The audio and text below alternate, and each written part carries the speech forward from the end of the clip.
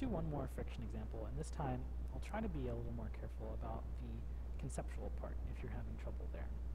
So let's talk about what the coefficient of static friction tells us.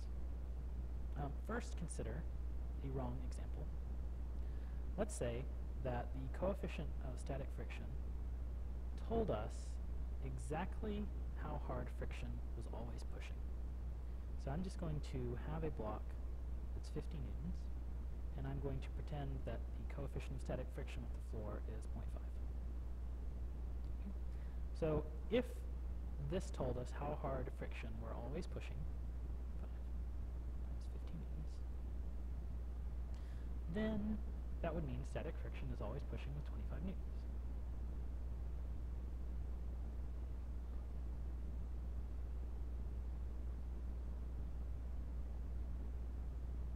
Think about what that would mean if that were true.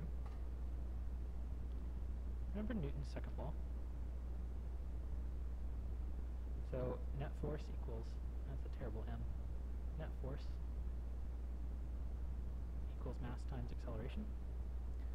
Well, if my pen just sitting here were experiencing 25 newtons of static friction force that way, the pen should fly off that way.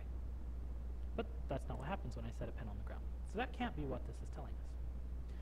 This is telling us the maximum amount that static friction can push.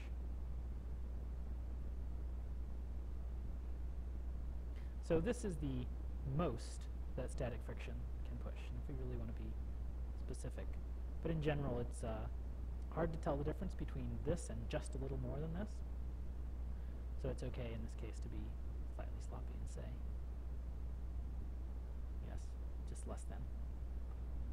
Okay, so what does that mean? That means if I wanted to get this block sliding, I would have to push more than that. So if I wanted to accelerate this block, I would have to push more than that. And because it's really hard to tell the difference between this and just a little bit more, we can go ahead and say I would have to push that much to get the block sliding. Now what's really true is I would have to push that much plus a very, very, very, very, very, very, very, very, very, very, very, very, very small amount more. But the difference there is semantics, and WebAssign is not able to tell the difference to the precision we would need to talk about. So it's okay to talk about it this way. All right, so let's do a more concrete example. Suppose I have a 2 kilogram block sitting here on a floor with coefficient of static friction 0.36. Okay. Well, I need to know the normal force because that is mu Fn. And look, I've done it wrong again. Less than. Static friction can only push up to mu times my normal force.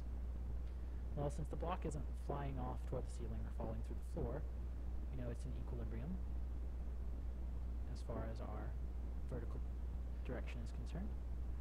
So my normal force would be equal to my gravitational force.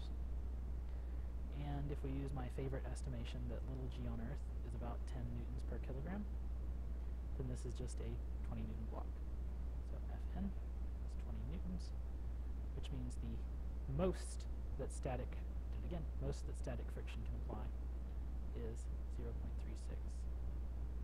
times 20 newtons. And this thing is dimensionless, by the way, this 0.36, because we need to get out newtons. So we can't multiply newtons by another unit and get out newtons. It has to be unit or dimensionless. And if I do this, I find the most that static friction can push is about 7.1 newtons. It might be a lie, because I did this problem earlier with 0.98, and see if this works out with my estimation at 7.2. So if you use gravity is 9.8 newtons per kilogram, you get this answer. If you use gravity is 10 newtons per kilogram, you get 7.2 newtons. That's something to be careful about. For quickly working problems, I just say gravity is about 10. WebAssign will often want you to use gravity as 9.8, and so you just have to do the numbers or work back through the algebra with 9.8.